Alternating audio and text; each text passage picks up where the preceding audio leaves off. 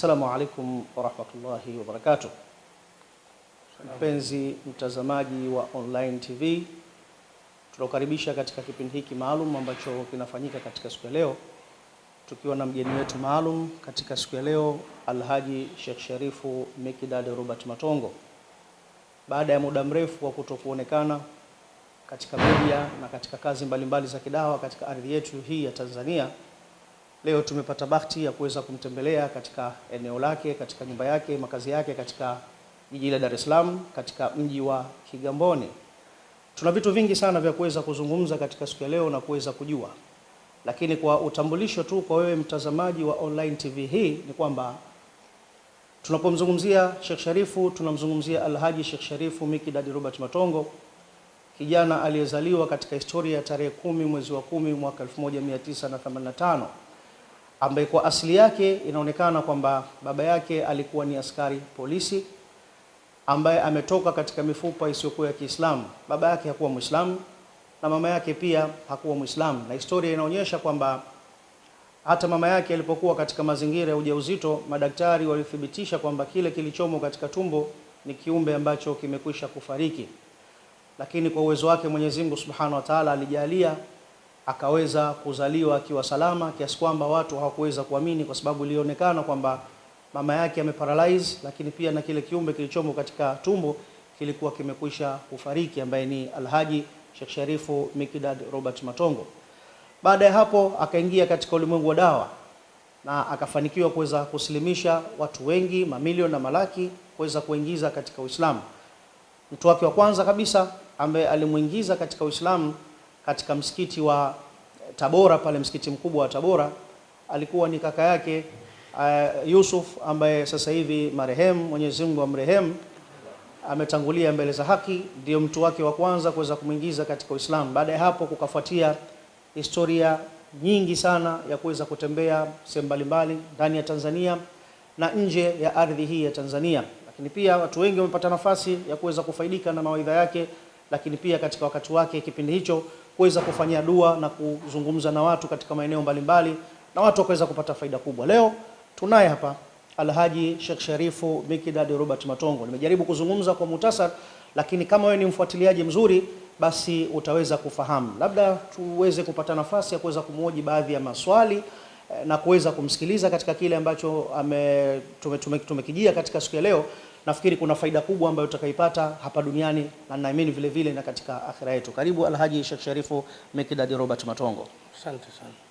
Labda tuweze kujua kitu kimoja, kwamba sasa hivi katika tasnia ya dawa katika Tanzania yetu tunapozungumzia Sheikh Sharifu, wako wengi sana ambao watu wanatumia jina la Sheikh Sharifu, Sheikh Sharifu. Labda tutaka kujua kwamba hili Sheikh Sharifu kwako ni sifa, kwa maana ya sifa ya kuwa ni Sharifu, au ni jina kama jina ambalo hili ni la kwako kwa maana la kutambulishwa katika pasipoti na katika hali ya kawaida? Innal alhamdulillah wahda wassalatu wassalamu ala man la nabiyya ba'd, Muhammadin ibn Abdullah. Allahumma salli wa sallim ala hadha an-nabiyil karim wa ala alihi wa sahbihi ghurri mayamin wa ba'd. Kwanza kabisa tunapenda kumshukuru Mwenyezi Mungu kwa ujio wenu kufika hapa, na baada ya kumtakia rehema mtume wetu Muhammad sallallahu alaihi wasallam. Hali kama walivyoniuliza, Sheikh Sharifu ni jina langu. Mimi katika historia yangu nilibahatika kuingia msikitini nikiwa mdogo, baada ya kuilazimisha familia yangu, nataka kwenda msikitini. Basi marehemu mama yangu akamwamuru kaka yangu, huyu alikuwa akiitwa Marco kipindi hicho, lakini baadaye akasilimu akaitwa Yusuf na ni marehemu, hebu mchukue huyu umpeleke huko msikitini kwao. Basi wakati kaka yangu amenibeba akasema ngoja nitembee na huyu mtoto, akishalala nirudi naye nyumbani, lakini akajikuta anapita maeneo ya msikiti wetu mkubwa Tabora ambao unaitwa msikiti wa Gongoni, msikiti wa Ijumaa. Basi mimi pale nikaruka kutoka katika mabega yake na nikaingia msikitini. Nilipofika pale nikatawadha, nikaingia katika msikiti pale, nikakuta watu washamaliza kusali. Kipindi hicho imamu wa msikiti alikuwa Sheikh Isa Mzee almarhum, alikuwa Sheikh Salala pale almarhum. Ndio. Basi nikawaambia mimi nimekuja hapa familia yangu nilikuwa naiambia sana inilete msikitini, ikawa inakataa, lakini leo namshukuru Mwenyezi Mungu nimefika hapa. Na mimi jina langu naitwa Sheikh Sharif, japokuwa nyumbani walikuwa wamenipa jina la Fidelis. Kwa Sheikh Sharifu ndio jina langu likaanzia pale. Kwa jina langu mimi rasmi na pasipoti na kila kitu ni Sheikh Sharif, na Sheikh ni jina na Sharif ni jina. Ndio maana hata ukiangalia katika pasipoti yangu Sheikh Sharif inaandikwa kwa pamoja, alafu ndio nakuja Mikidadi Matongo. Kwa hiyo mimi jina langu yani ni Sheikh Sharif. Okay. Kwa hiyo tunapozungumzia Sheikh Sharifu Mikidadi Robert Matongo, hili si rakabu tu kwamba ni sifa ambayo umepewa, hili ni jina lako rasmi ambalo ulijichagulia baada ya kuingia katika Uislamu. Na mimi ni jina langu rasmi niliyochagulia. Mwanzo ilikuwa ni Sheikh Sharifu Morris Robert Matongo, ndio kabla ya mzee kuwa Muislamu. Sawa sawa. Mwenyezi Mungu alipojalia mzee wetu aliposilimu takriban ilikuwa ni mwaka 94, yeye ndio aliona haki akaingia katika Uislamu. Mashaallah. Baada ya mjadala mrefu, baada ya kupitana kurefu, baada ya mambo mengi, ndio alipoingia kwenye Uislamu yeye akachagua jina la Mikidad. Ndio. Basi na mimi sasa ndio ikawa rasmi Sheikh Sharif Mikidad Matongo. Okay. Labda kwa watu ambao wanaopenda kuweza kujua, kimepita kipindi kirefu sana, imekuwa kuna ukimya mwingi sana, na watu wengi wamekuwa ni wenye kufananisha kwamba panapotokea mtu akawa na kuitwa Sheikh Sharifu basi hufikiria kwamba ni yule Sheikh Sharifu wa Tabora. Sasa labda tuweze kujua ukimya huu wa kutokuonekana katika muda mrefu umesababishwa na nini? Ulikuwa wapi na ulikuwa unafanya shughuli gani katika kipindi chote? Toka Mwenyezi Mungu aliponijalia mimi nimekuwa ni mtu mwenye kufanya kazi za dawa, za kufanya mihadhara, lakini si tu Tanzania, nje ya Tanzania. Nimefika takriban karibuni miaka miwili mimi nilikuwa siko ndani ya Tanzania. Na nimekuwa nikizunguka kufanya dawa, na unajua sisi dawa zetu ni dawa zile za kiwanjani, tunafanya mihadhara. Kwa hiyo sikupatiliza sana mambo haya ya media. Ndio. Lakini wamekuja vijana wengi, mashaallah wanafanya kazi nzuri, ni kazi ya dawa. Lakini ndio hivyo sasa, ile rakab na watu wengi baada ya kuona mimi nilivyotokaga nilikuwa mdogo nika Sheikh Sharif, basi wakapenda ile rakab kwa natumia, ndio mtu analisha Sheikh Sharif fulani, Sheikh Sharif fulani. Ni katika tu kupambana na katika kufanya kazi ya dawa, na wanajitahidi tunafanya kazi nzuri ya kupeleka Uislamu mbele. Mashaallah. Labda kingine ambacho tunaweza kuweza kupata faida kwamba ni siku nyingi ni kwamba haujaonekana katika media ukiwa unafanya kazi ya dawa, na leo tumepata nafasi ya kuweza kukutembelea hapa nyumbani kwako. Labda kwa muhtasari, ni kipi ambacho unaweza ukatupa kama usia katika muda wetu mchache tuliokuwa nao, ambao unaweza ukatufaa sisi Waislamu, lakini pia ukawafaa wasiokuwa Waislamu, na katika jamii nzima ya kibinadamu? Una kipi ambacho unaweza ukakizungumza ambacho unahisi hiki kikitufikia basi jamii yetu itanufaika kupitia yale ambayo utakayozungumza? Kwanza kikubwa ambacho napenda kuzungumza ni watu wengi wamrudie Allah Subhanahu wa Ta'ala. Bimaana leo dunia ni dunia ya globalization, ya utandawazi, kuna vitu vingi, lakini kila inapozidi watu ndo wanazidi kuwa mbali na Allah Subhanahu wa Ta'ala. Inabidi tumrudie Mwenyezi Mungu. Watu wengi leo wamekuwa wana matatizo, wana shida, kila ukikaa ukisikiliza visa vya watu ni watu kulalamika, mitihani hii, hatuna kazi, hatuna hivi. Kikubwa ni kurudi kwa Allah Subhanahu wa Ta'ala, kwa sababu Allah Subhanahu wa Ta'ala kwanza anatuambia katika Qur'an, baada a'udhu billahi minash shaitanir rajim, alif lam mim ahasiba an-nasu an yutraku an yaqulu amanna wa hum la yuftanun wa laqad fatanna alladhina min qablihim falya'lamanna Allahu alladhina sadaqu wa liya'lamanna al-kadhibin. Allah anatuambia alif lam mim. Mwenyezi Mungu ameanza kwa kutuuliza, ahasiba an-nasu an yutraku, hivi mnadhani watu mtaachwa an yaqulu amanna wa hum la yuftanun, kwa sababu mnasema mmeamini tu, kwa sababu unaswali, kwa sababu unatoa zaka, ndio itakuwa sababu nyinyi Mungu asikupeni mitihani? Walakad fatanna alladhina min qablikum, Mungu anasema alishawapa mitihani waliokuwa kabla yetu. Bimaana mitihani ambayo unayo wewe leo, unaumwa leo, una maradhi leo, umelala leo, kazi yako haiko sawa, mitihani hii waishapata waliokuwa kabla yetu. tena wengine waliokuwa mitume. Wala usione kwamba kuna mtu anapata mitihani akaalamika, Mwenyezi Mungu mbona ananiacha mimi, mbona hivi, mbona Mwenyezi Mungu anisikilizi. Wako mitume walipata mitihani. Mwangalie Nabii Allah Ayub 18 sana wa huwa ala sariri, alilala miaka 18 katika maradhi. Ikafikia pala mpaka watu wakasema lakana nabiyyan lamabtalahu Allah bihadha almubtala, huyu si mtume wa Mwenyezi Mungu, angekuwa mtume asingepata maradhi haya. Lakini solution yetu ya haya yote na utupata ni kumuomba Allah subhanahu wa ta'ala. Nabii Allah Ayub baada ya kuumwa muda mrefu alimwambia Mwenyezi Mungu, alimuomba Mwenyezi Mungu, Rabbi la taj'alni fardan wa anta khairu, alimwambia Mwenyezi Mungu, Rabbi inni masani yadhurri wa anta arhamar rahimin, Mwenyezi Mungu mimi nimepata maradhi, nimedhurika, ni rehemu. Kwa hiyo alirudi kwa Allah subhanahu wa ta'ala. Kwa hiyo solution kubwa ni kurudi kwa Allah subhanahu wa ta'ala, kwa sababu mitihani iko. Kuna mitihani ambao ni maradhi na kuna mitihani ambayo inatokana pia na sihiri, uchawi, vitu mbalimbali. Mwenyezi Mungu subhanahu wa ta'ala alimuumba mwanadamu, Mwenyezi Mungu amempa nyota yake. Asema nyota, yani kuna mambo Mwenyezi Mungu amekukadiria mwanadamu shagali. Naam. Haya mambo toka mtu anapozaliwa. Ndio. Labda wewe shagali unaweza kuwa umekadiriwa kuwa uje kuwa waziri. Hayo makadiri ya Mungu. Naam. Lakini kuna kiumbe kinaitwa shetani. Chenyewe kawaida yake ni kujaribu yale Mungu mazuri aliyotaka kumkuta mwanadamu yasikufike. Shetani atapambana na hali hiyo. Wewe labda ulikuwa leo uwe waziri, lakini shetani anapambana mpaka anakutoa katika ile sehemu yako uende ukauza nyanya. Na hili sizungumzi mimi, angalia Nabii Allah Yusuf. Nabii Allah Yusuf aliota ndoto akamwambia baba yake, inni raaitu 11 kawkaban wash-shamsu wal-qamara raaituhum li sajidin. Baba, nimeota nyota na mwezi vinanisujudia. Mzee wake kwa sababu naye alikuwa mtume akajua hii ni ishara ya mwanangu kuwa mfalme ama ishara ya mwanangu kuwa mtume, akamwambia ya bunayya la taksur uyaka ala ikhwatuka. Mwanangu, jambo lako usiwaambie ndugu zako. Ndio. Kwanza tunafundishwa kitu gani hapa? Tunafundishwa kwamba unapokuwa una taarifa nzuri jaribu kuwa nayo. Watu wengi leo tunaharibikiwa kwa sababu ya kusema mazuri yetu. Na karibia kupata kazi ukatoka ukatangaza, kumbe kuna mtu unayemwambia ana husda na wewe.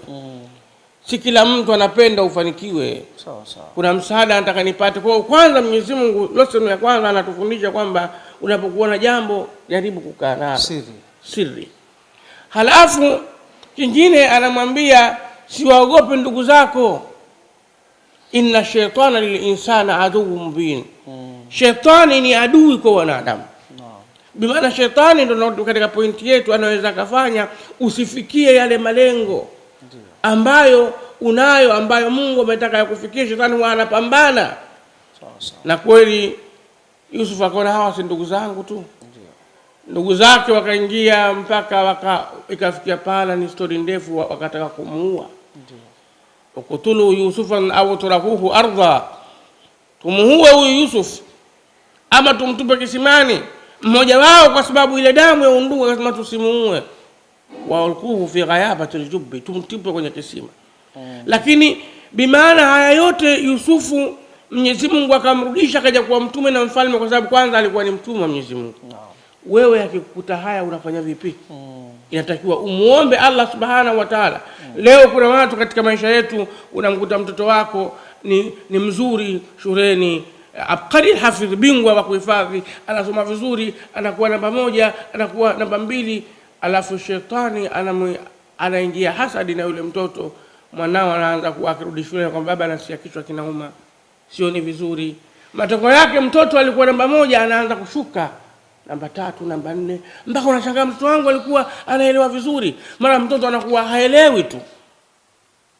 Kuna watu leo wanafanya kazi zao, mtu akiajiriwa katika kazi anakuwa vizuri, watu wanampenda ofisini, wanampa ushirikiano, lakini baadaye shetani anatia hasad, ama mtu anamfanyia sihiri yule mtu. Huyu mtu amekuja hapa ofisini kwetu leo, yeye anaonekana bora, basi yule mtu mara anaanza kukosea.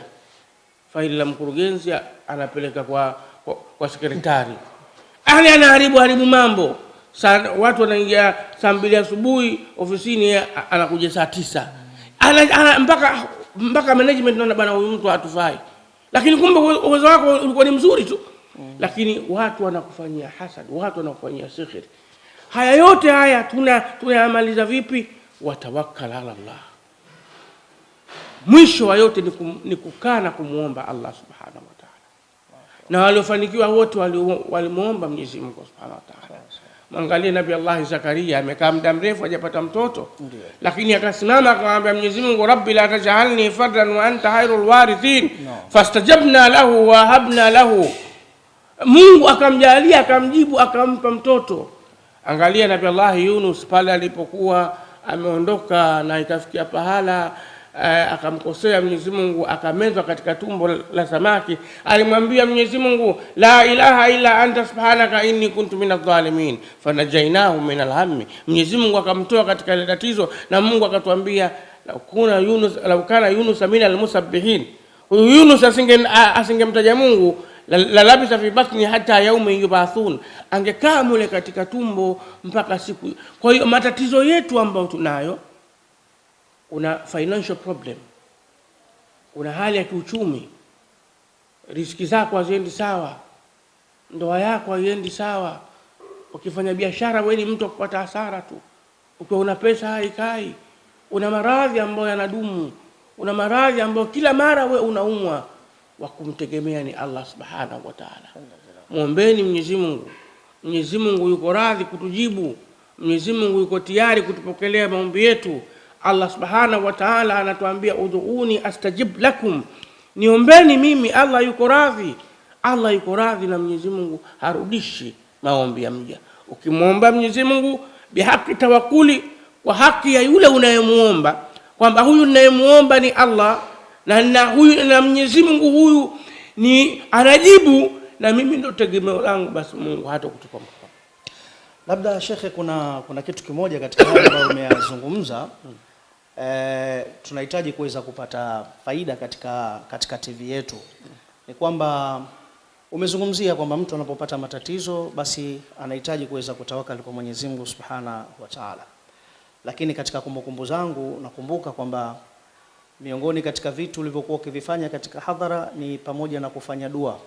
Katika hadhara kuweza kufanya dua pamoja na watu, kama itakuwa binafsi au itakuwa hadharani. Je, hili jambo latokea utotoni mpaka hivi sasa, utaratibu huu unaendelea nao? Naam, tunaendelea kwa sababu ni kazi ambayo Allah subhanahu wa ta'ala ametaka tuifanye. Ndio. Kwa hiyo mihadhara kama hii tunaendelea, lakini pia dua tunafanya. Okay. Tunataka tuone ile kijana. Ndio tunapewa story, kumbe yule kijana alipata matatizo. Baba yake alikuwa ni tajiri sana, kama watu wa Kenya. Kuna mtu mmoja alikuwa na supermarket zinaitwa Nakumatt zamani. Yule kijana, yale maradhi yamedumu ndani ya miaka 3. Baba yake alikuwa na fedha, kampeleka Ufaransa, kampeleka kampeleka kila sehemu. Ikashindikana yule bwana kupona yule mtoto wake. South Africa wapi, mpaka akawa na daktari anayemwangalia. Wale mabwana walikuwa wana dereva wao ni Muislamu. Yule dereva siku moja aliposikia sisi tuko pale katika mji wa Nakuru, akamwambia kuna shekhe wetu yuko hapa. Yule mzee akamwambia hii kushashindikana pote, tumekwenda kila sehemu imeshindikana. Hata wakati anaongea vile, yule bwana alikuwa yuko yeye na mkewe.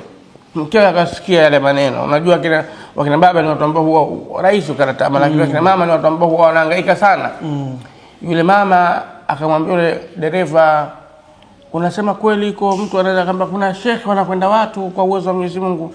Akamwambia chukua itoto enda nayo. Kweli akamleta.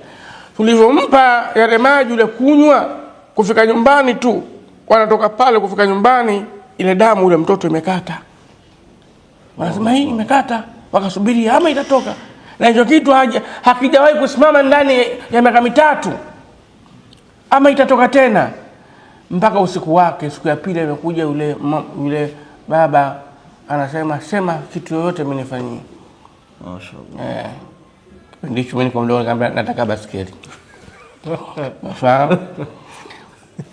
Lakini wale walikuwa si Waislamu. Kwa Mwenyezi Mungu anajibu dua kwa mtu yoyote. Mwenyezi Mungu anajibu dua kwa mtu yoyote, lakini yule mtoto na yule mama akasema sisi tunataka kuwa Waislamu. Mashaallah. Wakasilimu. Mashaallah. Na kipindi hicho mzee wakamnunulia gari. Mashaallah. Kipindi hicho ufahamu.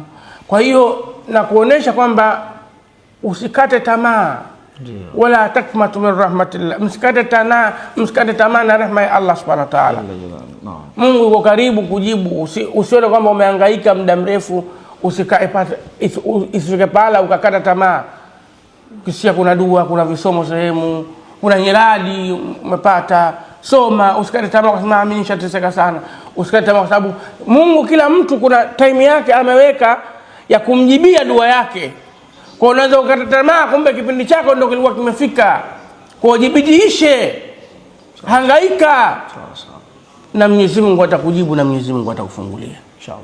Penzi mtazamaji, tukiwa tunaelekea ukingoni katika kipindi chetu hiki, ni kwamba kama alivyozungumza Alhaji Sheikh Sharifu Mikdad Robert Matongo, ni kwamba anapatikana katika mji huu wa Dar es Salaam, katika jiji la Dar es Salaam, katika maeneo ya Kigamboni, lakini pia utaratibu ule ambao alikuwa nao tokea utotoni wa kufanya dua kwa watu, basi utaratibu ule bado unaendelea, ikiwa katika hadhara au ikiwa katika masuala mazima ya ubinafsi kwa maana ya private. Sasa kwa ruhusa yake naomba nitoe namba yake ya simu kwa wale ambao watakaohitaji kuweza kuwasiliana naye katika mambo ya ushauri, katika masuala ya dua, basi wanaweza kumpata Alhaji Sheikh Sharifu Mikdad Robert Matongo kwa kutumia simu namba 0632 42 74 78 0632 42 74 78. Muda wote ukipiga simu hii basi itapokelewa na utapata maelekezo kwa wale ambao watakaohitaji kuja kuonana na Alhaji Sheikh Sharifu Mikdad Robert Matongo,